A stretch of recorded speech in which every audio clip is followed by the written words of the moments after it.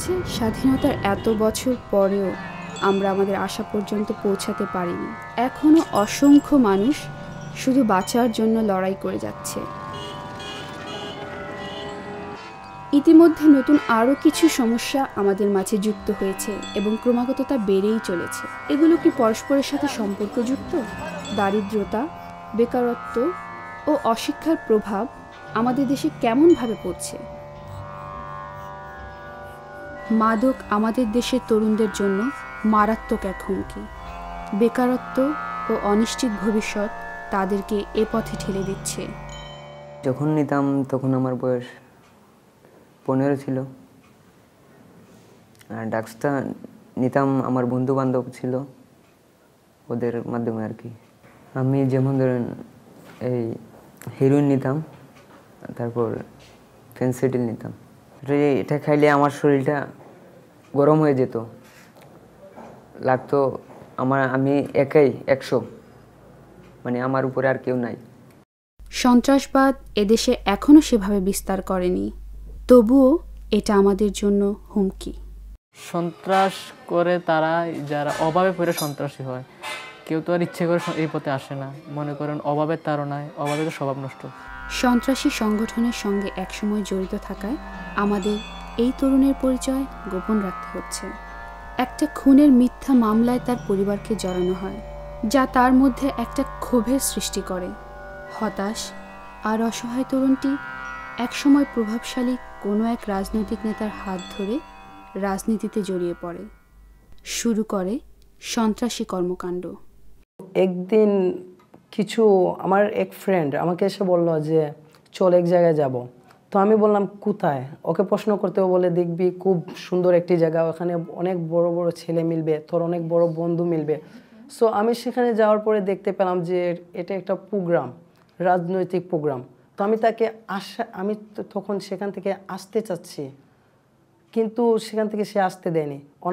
আমাদের যে বড় ভাইরা ছিল রাজনৈতিক বড় ভাই, ওনারা আমাকে রিকোয়েস্ট করলেন কিছুক্ষণ থাকার জন্য। সো আমি ওখানে থাকলাম। অনুষ্ঠান শেষে ওনারা আমাকে অনেক লোভ দেখালেন যে দেখো তোমাকে আমরা মোবাইল দেব, মোবাইল ইউজ করবে, অনেক টাকা পাবে, আমাদের সাথে থাকো। সে যেরকম সন্ত্রাসী কর্মকাণ্ডের সাথে জড়িত ছিল তা পশ্চিমা ধারণার মৌলবাদী সন্ত্রাসবাদের মতো নয়। ধর্মভিত্তিক সন্ত্রাস সম্পূর্ণরূপে ভিন্ন এক জিনিস। হ্যাঁ, আমি মনে করি বাংলাদেশে মৌলবাদ আছে। এর কারণ আসলে আমরা যদি লক্ষ্য করি, প্রভাবটা যদি আমরা দেখতে পাই, আমরা চাক্ষুষ দেখতে পাই যে আমি যেটা ইতিপূর্বেই বলেছি যে আমাদের আসলে ধর্ম সম্পর্কে জ্ঞানটা কম। এই জন্যে যেমন মৌলবাদ বলতে আসলে আমরা বলছি একটা ধর্মের বিষয়কে আমরা উপস্থাপন করলাম যে আমাদের ধর্মে বলা হয়েছে এটা করতে হবে, তোমরা এটা করো, এটা না করলে ওদেরকে ধ্বংস করে দাও। আমার যেটা মনে হচ্ছে আমাদের প্রকৃত শিক্ষার অভাবেই আমরা এই মৌলবাদ বা সন্ত্রাসবাদ যে বলছি এখানে যুক্ত হচ্ছে। আমরা প্রকৃত শিক্ষাটা আমাদের মধ্যে নেই। এই জন্য যারা ইসলাম একবারে অনুসরণ করে তারাই মৌলবাদের সাথে জড়িত না, আমি সেটা মনে করি না। কারণ কিভাবে হয়? কারণ ইসলাম তো মানে সন্ত্রাস এমন কিছু পছন্দই করে না, জড়িত হবে কিভাবে? ইসলামে তো মারামারি, হানাহানি, হিংসা বিদ্বেষ সব কিছু ভুলে যাওয়া। ওখানে কিভাবে সন্ত্রাস হয়? ওখানে কখনো কল্পনাও করা যায় না।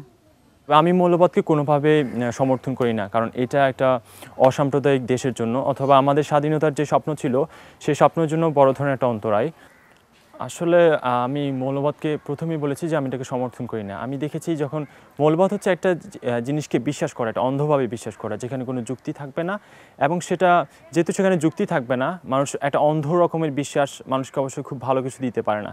আসলে সন্ত্রাসীকে আমরা তো সবাই ভয় পাবো, কিন্তু সন্ত্রাসী যে হয় এখানে তো আমাদের পরিবেশ পরিস্থিতি দেয়।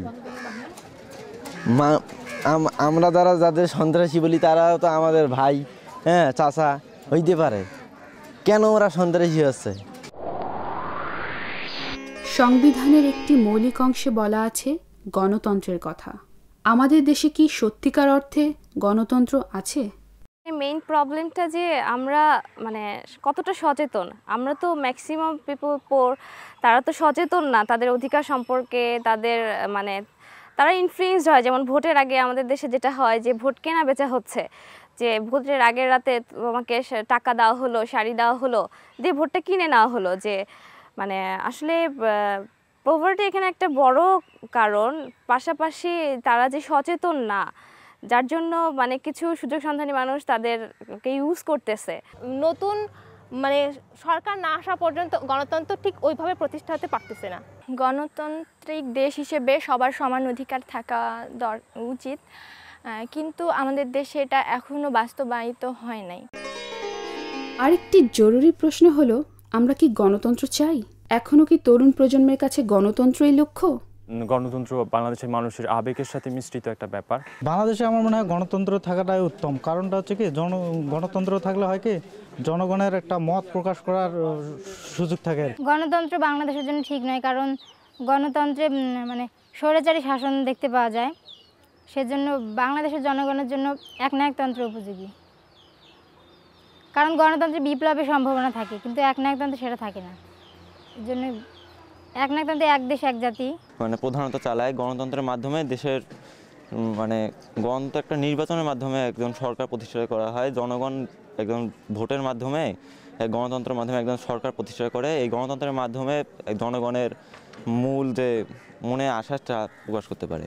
আমি যতজনের সাথে কথা বলেছি, প্রত্যেকেরই স্বদেশ ভবিষ্যৎ সম্পর্কে স্বপ্ন ছিল। তারা বলেছিল, আমরা পরিবর্তন করতে চাই আমার ছেলে মেয়ের লেখাপড়া অনেক উন্নতভাবে যেন আমার ছেলে মেয়েরা লেখাপড়া করতে পারে ভালোভাবে। আমার কাছে মনে হয় যে গোঁড়ামি বা কুসংস্কার বা ধর্মান্ধতা, মানে এই জিনিসগুলো আমার কাছে মনে হয় যে এগুলো আমি যদি ওভারকাম করতে পারি, তাহলে মানে আসলে অনেক আরেকটু ব্রড হইতে হবে। যে আমাদের ভিতর যে কনজারভেটিভনেসগুলো আছে, সেগুলো যদি আমরা একটু ওভারকাম করতে পারি। প্রতিটা জায়গায় একদম তৃণমূল পর্যায় থেকে শুরু করে একেবারে হাইয়েস্ট লেভেল পর্যন্ত প্রতিটা জায়গা যদি দুর্নীতিমুক্ত হয়, আমি বিশ্বাস করি যে আমার দেশটা আরও অনেক বেশি সুন্দর হবে। মানে যে স্বপ্নটা আমাদের সেই ৭১-এ ছিল, সেই স্বপ্নটা আমাদের ফুলফিল হবে। সমাজে অনেক কিছু মানে কুসংস্কার প্রচলিত আছে, যেমন বাল্যবিবাহ, যৌতুক প্রথা, মানে এসব আগে আমি আর কি বন্ধ করতে চাই। আমি প্রধানমন্ত্রী হলে আমি স্কুলে খরচ চালাতাম।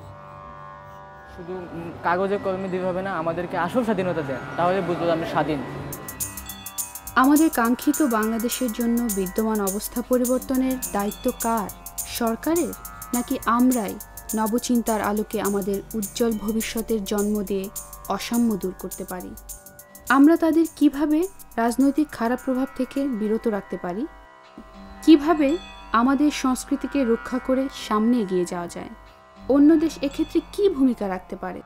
আমরা যে গণতন্ত্র প্রত্যাশা করি, তার জন্য সবাইকে একসাথে কাজ করতে হবে।